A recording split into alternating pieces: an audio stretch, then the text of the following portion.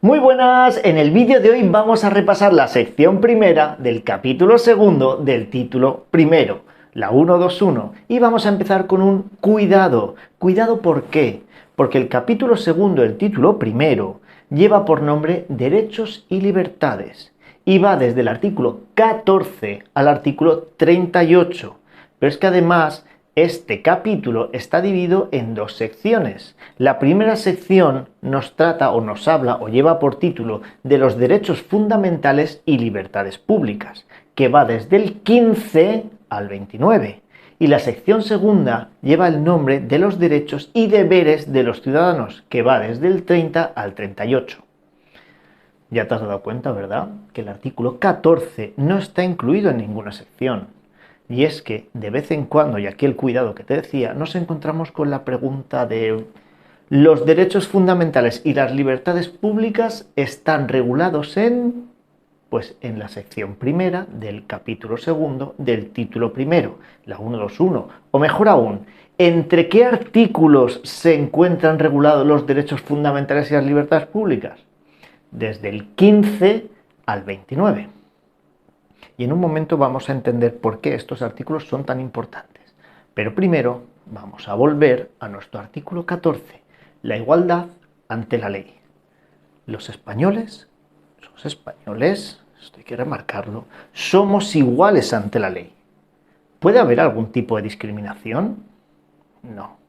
Ni por nacimiento, ni por raza, ni por sexo, ni religión, ni opinión o cualquier otra condición, circunstancia personal o social.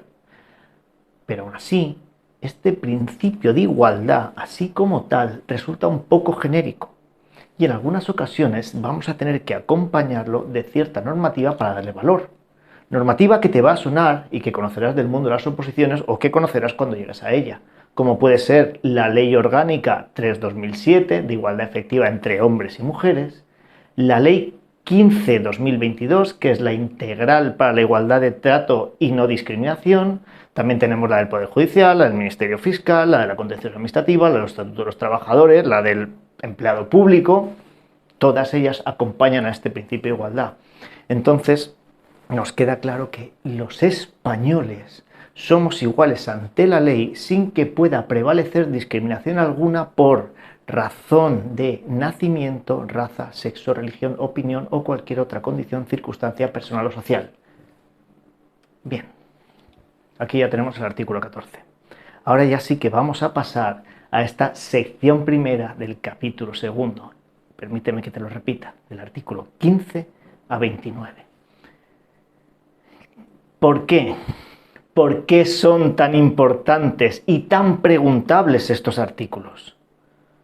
Porque son los derechos fundamentales y las libertades públicas. Vamos a dar un par de saltos entre distintos artículos y ahora volvemos. Artículo 53, apartado 1. Ve fijándote y marcando cosas.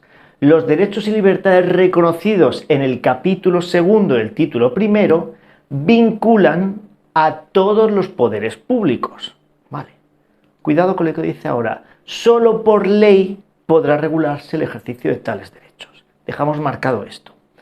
O sea, que del artículo 14 al 38 se regula por ley. Otro salto. Me voy al artículo 81, las leyes orgánicas. Son leyes orgánicas las relativas ¿a qué? Derechos fundamentales y libertades públicas. Y además las que aprueben los estatutos de autonomía, el régimen electoral general y lo demás que haya previsto en la Constitución. Bien. O sea, que del artículo 14 al artículo 38 vamos por ley. Pero dentro de este grupo, del 15 al 29, lo vamos a regular por ley orgánica. ¿Vale? Tenemos ahí dos bloques. Por ley y luego dentro, ley orgánica. Otro saltito. Volvemos al artículo 53, pero esta vez a su apartado 2, que nos dice cualquier ciudadano podrá recabar la tutela de las libertades y los derechos reconocidos en el artículo 14 y la sección primera del capítulo segundo, o sea, artículo 14 y artículos 15 a 29. ¿Ante quién podemos recabar esa tutela? Ante los tribunales ordinarios, sí, basado en un procedimiento con un principio de preferencia y sumariedad. Perfecto. Pero cuidado que aquí, ¿qué es lo importante? Nos dice, además, en su caso, también podemos recabar esa tutela a través de un recurso de amparo ante el Tribunal Constitucional. O sea, que el artículo 14, del 15 al 29 y el artículo 30 de la objeción de conciencia pueden ser susceptibles de recurso de amparo. Y un salto más para comprender todavía su magnitud, o más su magnitud. Artículo 168, apartado 1. Nos vamos a la reforma constitucional, a la reforma grabada de la Constitución, la que necesita 2/3 de cada cámara y además la disolución de las Cortes. ¿Qué nos dice aquí este artículo? Cuando se propusiere la revisión total de la Constitución o parcial. ¿Parcial de qué partes? Del título preliminar, sección primera, capítulo segundo del título primero, la nuestra, la 121, o el título 2, la corona. ¿Ves? Ahora ya nos queda más clara la importancia de estos artículos. O sea, toda normativa que desarrolle inicialmente los artículos que van del 15 al 29, derechos fundamentales y libertades públicas, va a ser por ley orgánica. Si se vulnera alguno de estos derechos, podemos plantear un recurso de amparo ante el Tribunal Constitucional. Y si queremos reformar alguno de estos artículos de la Constitución, lo vamos a hacer a través de la forma difícil. ¡Ole! Vale. Pues empezamos. Después de esta toda introducción, empezamos aquí. Artículo 15. Lo que viene a ser el derecho a la vida. ¿Te has preguntado por qué este es el primer artículo de los derechos fundamentales? ¿Por qué es el primer artículo del derecho a la vida? Porque sin vida, ¿qué más da? Ya no hay nada más que regular si no existe la vida. Por tanto, el primer artículo de los derechos fundamentales es el derecho a la vida. Por tanto, todos, fíjate que aquí ya no dice los ciudadanos, los españoles, no dice todos, tienen derecho a la vida y a la integridad física y moral, sin que en ningún caso puedan ser sometidos a tortura, ni a penas, ni a tratos inhumanos o degradantes. Además, queda abolida la pena de muerte, pero hay un salvo aquí con la pena de muerte. ¿En qué momento podría volver la pena de muerte, según la Constitución? En tiempos de guerra. Bien, pero solo cuando lo dispongamos a través de las leyes penales militares. Artículo 15. El 16. Libertad ideológica y religiosa. ¿Qué garantiza este artículo en la Constitución? La libertad ideológica, la de pensamiento. La libertad religiosa, la libertad de culto de los individuos y la libertad de culto de las comunidades. ¿Hay alguna limitación en las manifestaciones ideológicas, religiosas o de creencia? No, ninguna. Pero sí que tiene que haber un mantenimiento del orden público. ¿Se te puede obligar a declarar sobre tu ideología, sobre tu religión o sobre tus creencias? No. Nadie puede ser obligado a declarar sobre su ideología, religión o creencias. ¿Vale? ¿Hay alguna confesión que sea de carácter estatal, que esté estipulada de esta manera de carácter estatal? ¿Tenemos alguna confesión? Tampoco. Ninguna confesión tiene carácter estatal, pero esto sí, los poderes públicos, los tres, van a tener en cuenta las creencias religiosas que tenga la sociedad española y mantendrán relaciones de cooperación con la Iglesia Católica, nos acordamos también de cuando se hizo la Constitución, y las demás confesiones. ¿Vale?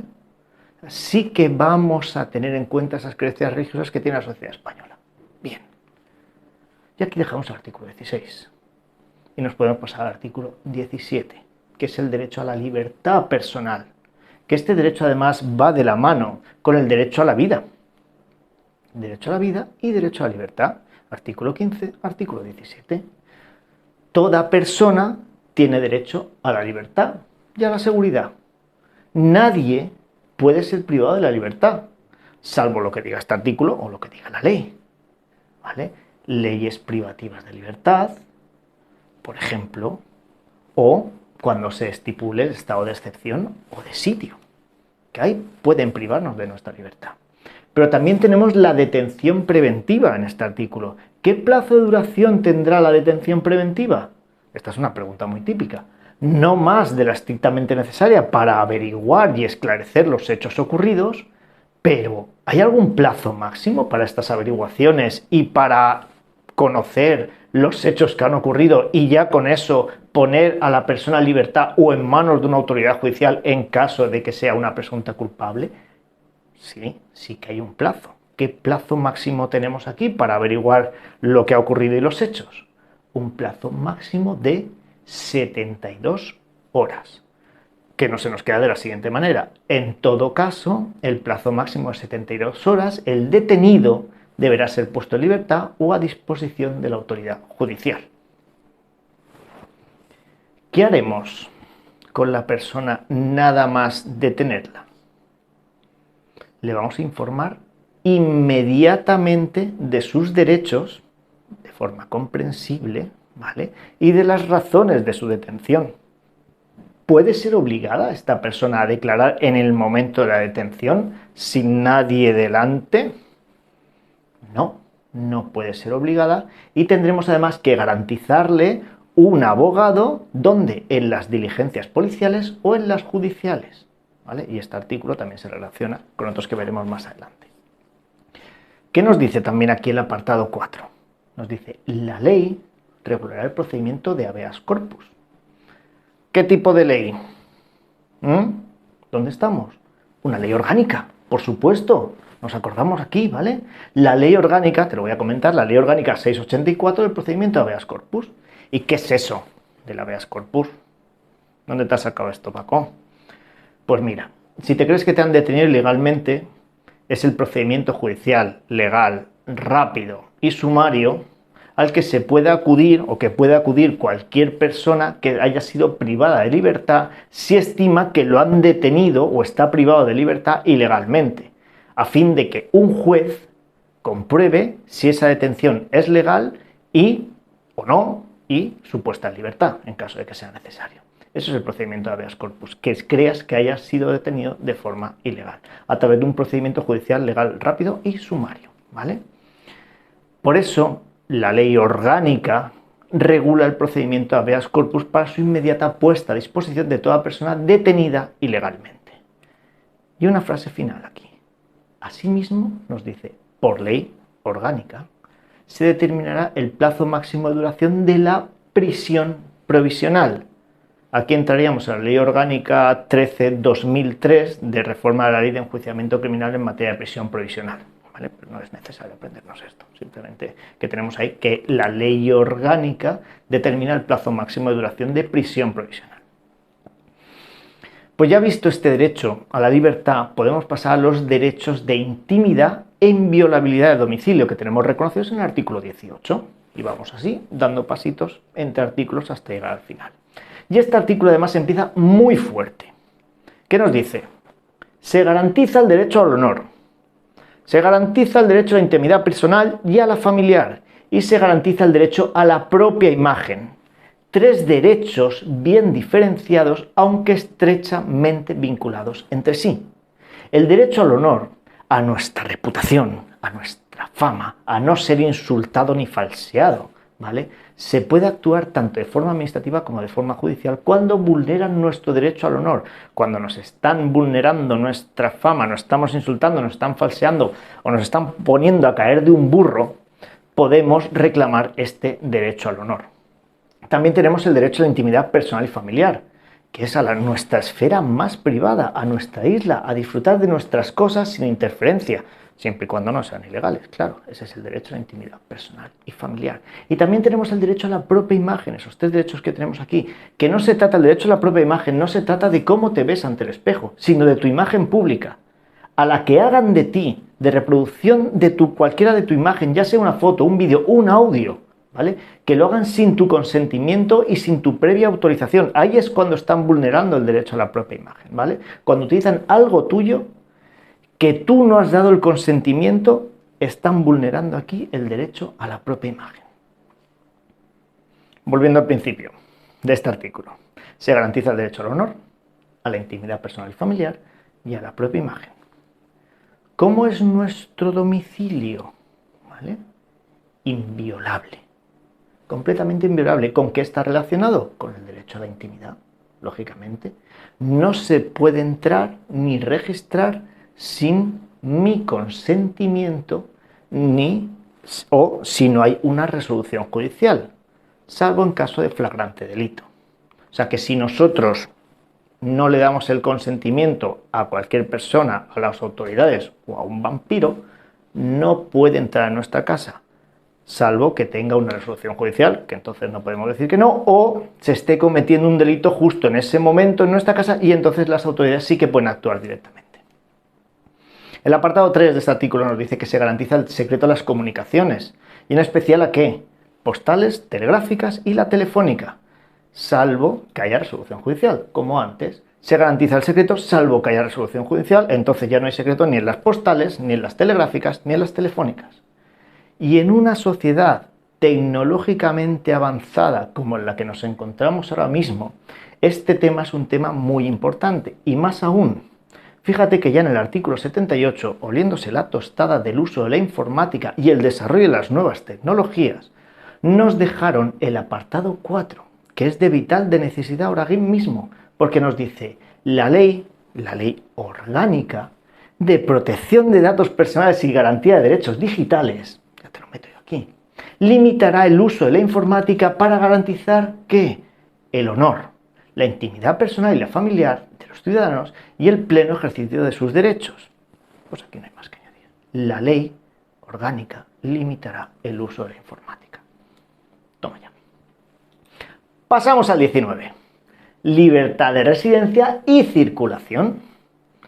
¿Nos podemos mover libremente por el país y establecer nuestra residencia, ya sea de forma fija o temporal, donde nos plazca, siempre cumpliendo las normas? Por supuesto. Los españoles, marcamos esta diferencia, los españoles sí que tienen derecho a elegir libremente su residencia y a circular por el territorio nacional. ¿Puedes entrar y salir libremente de España? O sea, ¿puedes coger el coche e irte a Portugal, Andorra, Francia, en avión, en barco, en tren, en teletransporte o como te dé la gana? Sí, por supuesto. Los españoles tienen derecho a entrar y salir libremente de España, siempre que no haya una resolución judicial que nos diga lo contrario o estemos en alguno de los estados de excepción o sitio, que lo veremos más adelante, ¿vale? Y este derecho que tienen los españoles de entrar y salir libremente de España puede ser limitado por motivos políticos o ideológicos. No, este derecho no puede ser limitado ni por motivos políticos ni tampoco ideológicos. Vale, pues ya tenemos cerrado el artículo de la libertad de residencia y circulación. Y nos vamos a la libertad de expresión, pero sin pasarse de frenada, que os veo venir.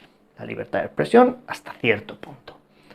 Se reconocen y se protegen dentro de la libertad de expresión el derecho a expresar y difundir libremente mis pensamientos, mis ideas y mis opiniones. Y aquí tenemos la libertad de expresión. También tengo derecho a la producción y creación literaria, artística, científica y técnica. Y con ello tengo el derecho a la propiedad intelectual. Y también tengo el derecho a la libertad de cátedra, a la libertad de enseñanza, ¿vale? También el derecho a comunicar y recibir libremente información veraz por cualquier medio, ¿vale? Y además también nos dice que la ley orgánica, en este caso la ley orgánica 297, regulará el derecho y la cláusula de conciencia y el secreto profesional, ¿vale? ¿Puede restringirse estos derechos? O sea, ¿podemos restringir los derechos de expresar nuestras ideas, nuestros pensamientos, nuestra producción y creación artística o de cátedra, etcétera, por algún tipo de censura? ¿Podemos restringir estos derechos por algún tipo de censura?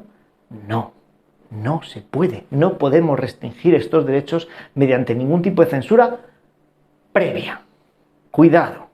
Pero cuidado aquí, que el apartado 5 de este artículo nos dice que por resolución judicial, solo por resolución judicial, sí que podrá acordarse el secuestro de publicaciones, grabaciones y otros medios de información. Secuestro de publicaciones por medio de resolución judicial. No hay censura previa, pero sí puede haber secuestros por medio de resolución judicial. Cuando te he dicho al principio que este artículo, vamos al artículo de libertad de expresión, pero sin pasarnos, que es lo que te he dicho al principio, cuidado que no nos pasemos de frenada, ¿vale? ¿Existe algún límite que le podamos poner a la libertad de expresión? Claro, claro que hay que poner límites a la libertad de expresión. ¿Cuándo? Cuando ya vulneramos otros derechos reconocidos y amparados en cualquier otra norma, y sobre todo cuando atacamos ¿a qué?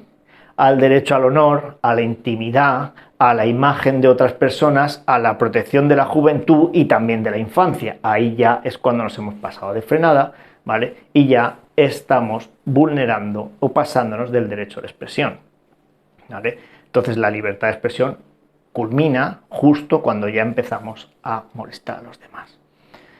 Entonces, todo bien, pero con un límite. Pasamos al artículo 21, el derecho de reunión. Fíjate en esta tontería. El artículo 21, 2.1 es: dos se reúnen con uno, por si te sirve. Es una chorradiña que a mí me vale para acordarme que el 21 es el derecho de la reunión. Dos se reúnen con una persona, derecho de reunión. Se reconoce el derecho de reunión pacífica y sin armas. Buen matiz. Porque siendo lo contrario, igual el derecho a la vida y el derecho a la integridad física igual estarían en peligro. O sea que se reconoce el derecho de reunión pacífica y sin armas. Para reunirse con amigos, familiares o personas con los mismos ideales que tú o también con las mismas opiniones, de forma pacífica y sin armas, no se necesita autorización previa. Pero ahora bien, si estamos hablando de un número ya considerable de personas en el tránsito público, de forma estática, ¿vale? Que puede ser las reuniones, o en movimiento, que pueden ser las manifestaciones, que pueden además afectar a otros derechos, estas reuniones o estas manifestaciones, sí que se dará una comunicación previa a la autoridad para que nos apruebe o no esas reuniones o esas manifestaciones en el tránsito público. Entonces, ¿se podrán prohibir las reuniones o las manifestaciones, las estáticas o las en movimiento? Sí, sí que se puede, pero solo se podrán prohibir cuando existan razones fundadas de alteración del orden público con peligro para personas y para bienes, ¿vale? Y esto es con respecto al artículo 21, dos se reúnen con uno. Y ahora pasamos al artículo 22, que es la asociación. El 22 son como dos patitos, son iguales, se asocian porque tienen las mismas ideas y las mismas ganas de hacer cosas. 2 con 1 reunión, 2 con 2 asociación. No matarme por esto, ¿vale? Lo siento, pero en mi cabeza esto me funciona para acordarme de estos artículos. Se reconoce el derecho a la asociación. Perfecto. Ya habíamos hablado de que existían las asociaciones en el artículo 7, ¿verdad? Los sindicatos y las asociaciones contribuyen a la defensa y promoción de los intereses económicos y sociales que les son propios en su creación y ejercicio de forma libre, estructura y funcionamiento democráticos, ¿vale? Entonces, pues bien, el artículo 22 nos reconoce el derecho a la asociación, que además lo tenemos en la Ley Orgánica 1/2002, ¿vale? Las asociaciones como tal deben inscribirse en un registro, sí, pero solo a los efectos de publicidad. Este registro es un registro nacional en el que se inscriben todas las asociaciones y además también existen los registros de asociaciones en las comunidades autónomas, ¿vale? Si tenemos asociaciones que persigan o utilicen medios tipificados como delito, ¿cómo van a ser estas asociaciones? Ilegales. ¿La Constitución puede prohibir en contra del derecho de libertad algún tipo de asociación? ¿Nos puede prohibir la Constitución algún tipo de asociación vulnerando nuestro derecho a la libertad de hacer cualquier cosica? Sí, claro que puede. ¿Qué asociaciones va a prohibir? Las secretas y las asociaciones que tengan carácter paramilitar. Y un último detalle sobre las asociaciones del artículo 22. ¿Pueden ser disueltas o suspendidas? Sí, pero ¿cómo? Pues solo pueden ser disueltas o suspendidas por resolución judicial motivada. Solo podrán ser disueltas o suspendidas en sus actividades en virtud de una resolución judicial motivada. Marcamos este tipo de cositas.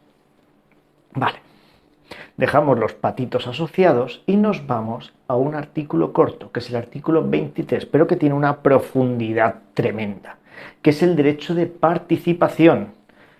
Te recuerdo una cosita del artículo 13.2. solo los españoles serán los titulares de los derechos reconocidos en el artículo 23. ¿Te acuerdas de esto, verdad? Y ahí, en este artículo, hablamos del sufragio activo y pasivo de los extranjeros. Pero claro, ahora estamos en el 23 y le toca a los españoles. Sufragio activo. Los ciudadanos tienen derecho a participar en los asuntos públicos. Permíteme dos preguntas aquí. ¿De dónde emanan los poderes del Estado? De la soberanía nacional. ¿Dónde reside la soberanía nacional? En el pueblo español, artículo 1, apartado 2. Los ciudadanos tienen derecho a participar en los asuntos públicos directamente o por medio de representantes. Directamente. Se refiere al referéndum o a la iniciativa legislativa popular. O por medio de representante. Aquí estamos hablando de la representación política. ¿Cómo van a ser? Libremente elegidos en elecciones periódicas por sufragio universal. Pero claro, si nos vamos al artículo 68 y 69, por darle un poquito más de empaque a esto, nos dice, las elecciones son cada 4 años, las que vamos a hacer libremente. En elecciones periódicas, cada 4 años, por sufragio universal, que va a ser libre, igual, directo y secreto. Entonces, sufragio activo. Volvemos al principio. Los ciudadanos tienen derecho a participar en los asuntos públicos directamente o por medio de representantes libremente elegidos en elecciones periódicas por sufragio universal. Ese es el activo. Sufragio pasivo, el derecho a ser elegidos. La segunda parte. Los ciudadanos tienen derecho a acceder en condiciones de igualdad a las funciones y cargos públicos. Tocotó, ¿vale? Pues fin al derecho de participación, por ahora. ¿Vale? Y podemos pasar al artículo 24, que nos habla de la protección judicial de los derechos. El artículo que más recursos de amparo genera en la vida real y además también es un artículo complejo. Vamos a intentarlo sin liarnos mucho. Nos dice, todas las personas, ya empezamos fuerte, no hay distinción, todas las personas tenemos derecho a obtener una tutela efectiva de jueces y tribunales en el ejercicio de nuestros derechos e intereses legítimos. ¿Qué significa esta frase? Pues el derecho que tenemos para poder acudir a un juez o a un tribunal para buscar una defensa de una posible vulneración en cualquiera de nuestros derechos. ¿Vale? Podemos acudir a ellos. Esto no significa que nos vayan a dar la razón, sino que lo ponemos en sus manos, en manos del Poder Judicial, para que esclarezca los hechos y además motive una resolución. Sin que, y volvemos a la Constitución, sin que en ningún caso pueda producirse indefensión. O sea, no se puede limitar el derecho a la defensa en un proceso judicial. O sea, repetimos. Todas las personas tienen derecho a obtener la tutela efectiva de los jueces y tribunales en el ejercicio de sus derechos e intereses legítimos sin que en ningún caso pueda producirse indefensión. Por eso, tenemos derecho a un juez ordinario. Este apartado también lo podemos relacionar con el artículo 119, que nos habla de la justicia gratuita cuando no hay recursos para litigar, ¿vale? Pero por eso tenemos derecho a un juez ordinario y también tenemos derecho a la defensa y a la asistencia de un letrado. Por aquí no puede producirse la indefensión porque tenemos derecho a juez y a defensa con la asistencia de un letrado y además a ser informados de nuestra acusación, que ya lo hemos visto también en el artículo anterior, a un proceso público de justicia sin dilaciones indebidas. ¿Qué es esto de sin dilaciones indebidas? Pues básicamente sin retrasos innecesarios, o sea, que el proceso vaya bien o vaya normal, dure lo que dure. Y también a medios de prueba de la defensa. ¿Vale? Tenemos posibilidad y derecho a aportar medios de prueba para defendernos. También a no declarar contra nosotros mismos, a no confesarnos culpables y a una presunción de inocencia. Estos derechos giran en torno a una misma idea. O sea, estos tres últimos, a no declararse contra sí mismo, a no confesarse culpable y a la presunción de inocencia. Es que a toda persona se le presume inocente hasta que no queda demostrada su culpabilidad. Por eso dicen el presunto culpable, porque inicialmente, aunque ya dejamos muchas cosas entrever ahí, se presume inocente hasta que no queda demostrada completamente su culpabilidad. Y con ello, evitar también una autoincriminación forzada, garantizar que una confesión sea completamente libre y además voluntaria, sin que haya coerción alguna. Y es que para recordar varias cosas y adelantarnos a otros temas, quien acusa es el que tiene que demostrar la culpabilidad. El acusado no tiene que demostrar su inocencia, es el que acusa el que tiene que demostrar la culpabilidad, porque el acusado ya tiene inocencia, ya cuenta con ella. Bueno, salvo las víctimas de una discriminación, que esto ya también lo sabemos, que se invierte la carga de la prueba. Y para no desviarnos mucho, vamos a continuar, así que por último de este artículo también nos dice que la ley regulará los casos en los que no se estará obligado a declarar por razón de ¿qué? De parentesco o de secreto profesional. Estos podrían ser los casos, por ejemplo, de los abogados, los médicos, los sacerdotes o incluso también los periodistas cuando se basan en el secreto profesional y algunos más, ¿vale? O sea que por razón de parentesco o secreto profesional puede la ley decir que estas personas no están obligadas a declarar. Respiramos. Y entonces ahora ya continuamos avanzando mejor en la sección primera del capítulo segundo del título primero, ¿vale? Un par de segundos para respirar. Vale, nos toca el artículo 25, que nos habla del principio de la legalidad penal y el trabajo remunerado para los reclusos. Voy a poner en situación, para hacerlo un poco más entretenido.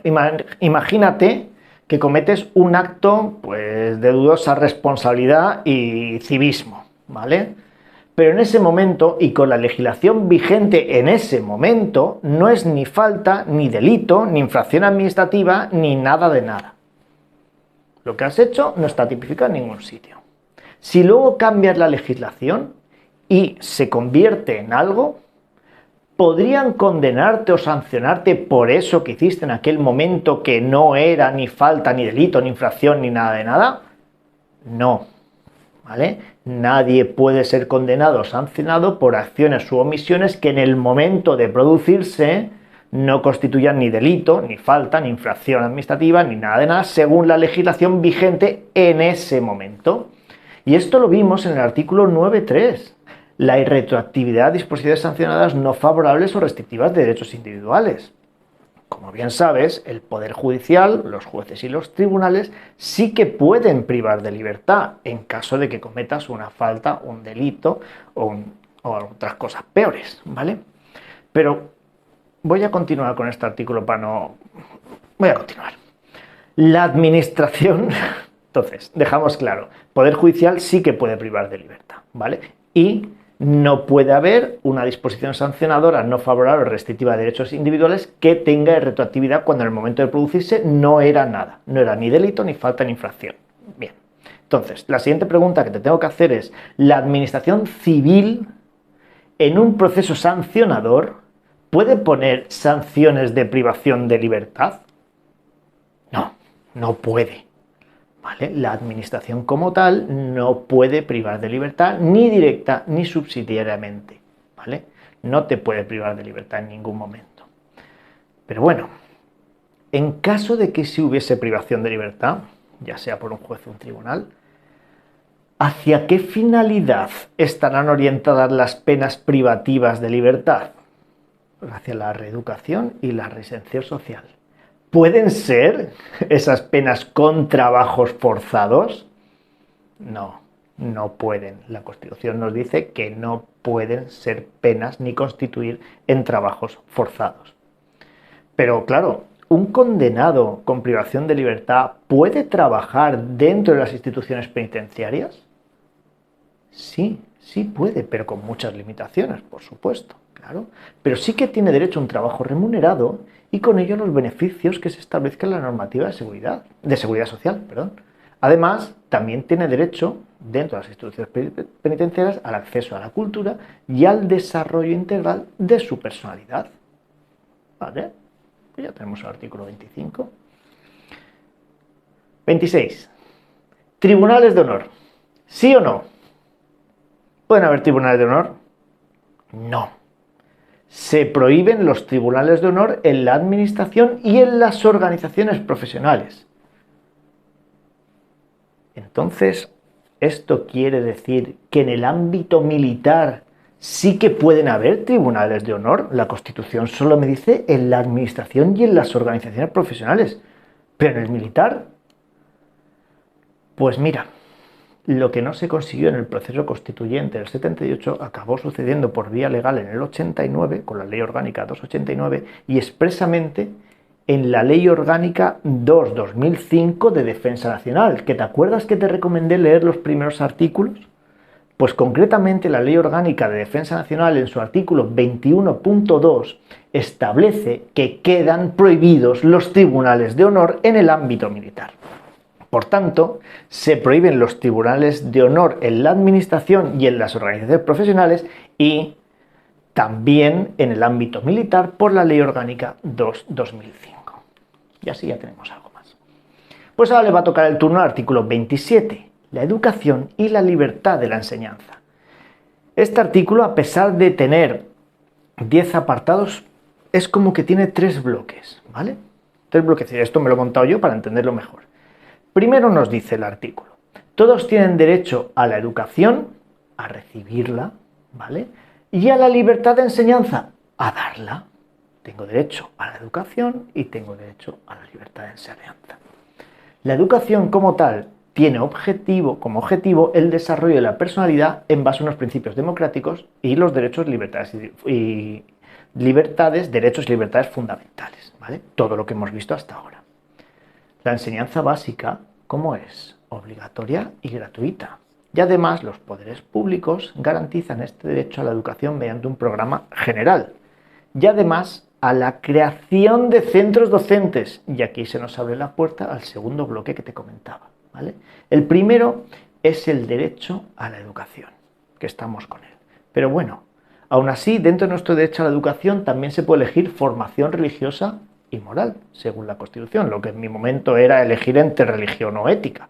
Ahora ya pues habrá muchas más posibilidades. Y claro, entonces aquí se nos acaba el primer bloque, que es el derecho a la educación. Segundo bloque, nos habla de la creación de centros docentes. Las personas físicas y jurídicas tienen libertad para crear centros docentes, claro, respetando siempre la Constitución y el resto de normativa, por supuesto. Los poderes públicos van a inspeccionar y homologar el sistema educativo y van a ayudar a los centros creados a que cumplan los requisitos que establecidos en la Ley Orgánica de Educación y toda su normativa de desarrollo. Además, los profesores, los padres, las madres, lo que es el actual AMPA, ¿vale? Profesores AMPA y en su caso los alumnos intervendrán en la gestión y en el control de estos centros. Y aquí ya tendríamos el bloque 2 y podríamos pasarnos al bloque 3, ¿vale? Hemos tenido el derecho a la educación, ¿vale? El derecho a la libertad de enseñanza y ahora nos podemos pasar el derecho de la autonomía de las universidades. Se reconoce la autonomía de las universidades, a lo que se puede traducir como el reconocimiento a la libertad de cátedra, a la libertad académica, ¿vale? 3 bloques bien diferenciados dentro de sus 10 apartados: derecho a la educación, libertad de enseñanza con la creación de centros docentes y la autonomía de las universidades. Espero que estos 3 bloques así te sirvan también de ayuda al estudio, ¿vale? Pero bueno, ya nos quedan solo 2 artículos para finalizar este vídeo. No nos queda nada, ¿vale? Vamos a por ese artículo 28, que este sí que tiene claramente bien diferenciados 2 derechos fundamentales: el derecho a la sindicación y el derecho a la huelga. En la sindicación, primero vamos a tener que recordar el artículo 7, que estaba dentro del título preliminar, ¿vale? ¿Qué nos decía? ¿O de qué nos hablaba? De los sindicatos de los trabajadores, ¿te acuerdas? Todos tenemos derecho a sindicarnos libremente. La libertad sindical comprende el derecho a fundar sindicatos, ¿vale? Y a afiliarse al que más nos guste. Esto es lo que comprende la libertad sindical. Entonces, todos tenemos derecho a sindicarnos libremente, que lo teníamos reconocido inicialmente en el artículo 7 y ahora también aquí. La libertad sindical comprende el derecho a fundar sindicatos y a afiliarnos, como ya te he dicho, al que más nos guste, al que sea de nuestra elección, sin obligación ninguna. Nadie puede ser obligado a afiliarse a un sindicato, ¿vale?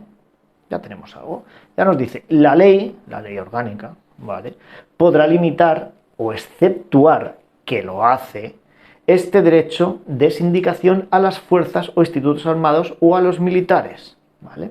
Tenemos una ley orgánica que no les permite sindicarse a los militares. Y también va a regular las peculiaridades de los funcionarios públicos, que actualmente este derecho lo tenemos reconocido, el derecho a la libertad sindical lo tenemos derecho y reconocido en el artículo 31 a 46 del EBET, ¿vale?, la parte nuestra de los funcionarios.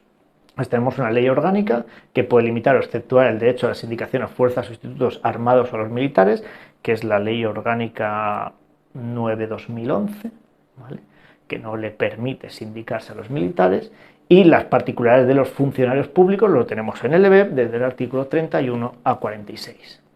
Vale, la libertad de sindicación por un lado, y ahora tenemos el de huelga. ¿Se reconoce el derecho a huelga de los trabajadores para la defensa de sus intereses? ¿Reconoce la Constitución el derecho a huelga? Por supuesto, sí que lo hace, se reconoce el derecho a los trabajadores en la defensa de sus intereses. Tenemos el reconocido el derecho a huelga.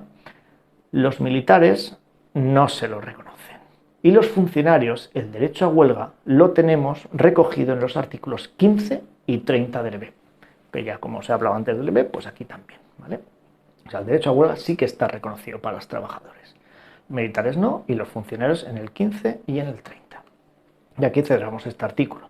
Y ya nos vamos por fin al último artículo de hoy. Ya no queda nada y te dejo en paz, ¿vale? Artículo 29. Venga. Derecho de petición. ¿Qué es el derecho de petición? La posibilidad que tenemos nosotros de dirigirnos a los poderes públicos, ya sea una institución pública, una administración, una autoridad, sea quien sea. ¿Para qué? Para poner en conocimiento ciertos hechos que han ocurrido o reclamarles una intervención, o las dos cosas a la vez, ¿vale? Poner en conocimiento cosas que han ocurrido y además reclamar la intervención de esas administraciones, de esa autoridad, de ese sea quien sea, ¿vale? Pero cuidado con el derecho de petición, ¿vale? Se regula por ley orgánica, está claro. Y concretamente en su artículo 3 de la Ley Orgánica del Derecho de Petición nos dice: no son objeto de este derecho las solicitudes, las quejas y las sugerencias que ya tengan un procedimiento específico regulado. Por tanto, si tenemos una administración pública que ya tiene preparadas solicitudes de cualquiera de sus funciones que tiene otorgadas, o las quejas o las sugerencias, eso no es una petición, eso es una solicitud. Petición es cuando no tenemos un procedimiento específico regulado y le pedimos algo a la administración, a la autoridad, a quien sea, ¿vale? Pero ahora, ¿quién tiene derecho a realizar el derecho de petición? Los españoles, ¿vale? Aquí sí que matizan, los españoles, tanto de forma individual como de forma colectiva, salvo, y volvemos a lo mismo, que seas miembro de las fuerzas e institutos armados o sometido a disciplina militar, que entonces no lo puedes hacer de forma colectiva, solo lo puedes hacer de forma individual. Los españoles de forma individual y colectiva, militar solo individual. ¿Cómo debemos realizar la petición en el derecho de petición? Por escrito, siempre por escrito. Y este artículo además lo vamos a relacionar con el artículo 77, porque nos dice: las cámaras, el Congreso y el Senado también pueden recibir peticiones. ¿Cómo lo van a hacer? Por escrito. Pero este artículo 77 nos da un matiz. Dice: queda prohibida la presentación directa de peticiones por manifestaciones ciudadanas. Toma ya, ¿por qué? Pues si tienes curiosidad de saber por qué, te voy a instar a que eches un vistazo al artículo 495 del Código Penal. Y entenderéis por qué se pone esto en la Constitución. También nos dice, en caso de que se haga la petición a través de las cámaras, que puede pasar en las cámaras, el Congreso y el Senado, le pueden pasar esa petición al gobierno. Y si lo hacen, y además si se lo exigen las cámaras, el gobierno va a estar obligado a explicarse sobre el contenido de la petición, ¿vale? Si se lo pasan las cámaras y si le exigen que explique sobre el contenido de esa petición. Pero volvemos a la base. Hemos presentado una petición a una administración pública, por escrito, ¿vale? Dos detalles muy importantes del procedimiento de petición. La ley orgánica nos dice en su artículo 11 que una vez admitida la petición, se debe contestar y notificar en el plazo máximo de 3 meses. El derecho de petición se tiene que contestar en el plazo máximo de 3 meses desde la fecha de presentación. Vale, 3 meses es el procedimiento de petición. Pero ¿qué ocurre si no nos contestan a nuestra petición? Ya sabes dónde te quiero llevar de la mano, ¿verdad? ¿Cómo vamos a entender el silencio administrativo en el derecho de petición según el artículo 24 de la Ley 39/2015 de procedimiento administrativo? ¿Cómo entendemos el silencio en el derecho de petición? Desestimatorio, contrario a lo que hemos pedido. El silencio tendrá efecto desestimatorio en los procedimientos relativos al ejercicio del derecho de petición que se refiere al artículo 29 de la Constitución. ¿Ves? No era para tanto. Hasta aquí el vídeo de hoy, ¿vale? Buen repaso que acabamos de dar al inicio del capítulo 2, a los derechos y libertades del artículo 14, a los artículos que van del 15 al 29, que pertenecen a la sección primera, que son los derechos fundamentales y las libertades públicas, del capítulo segundo del título primero, la 121, ¿vale? Artículo 14 y artículo 15 a 29. Vale, pues me vuelvo a mi mesa de escritorio para seguir preparando pues material y cositas que te puedan ser de interés para tu posición. En breve vas a tener un resumen y el podcast. Y nos vemos en el próximo vídeo. Hasta otra. Testea, ¿vale? Testea para seguir preparando cositas. Hasta otra.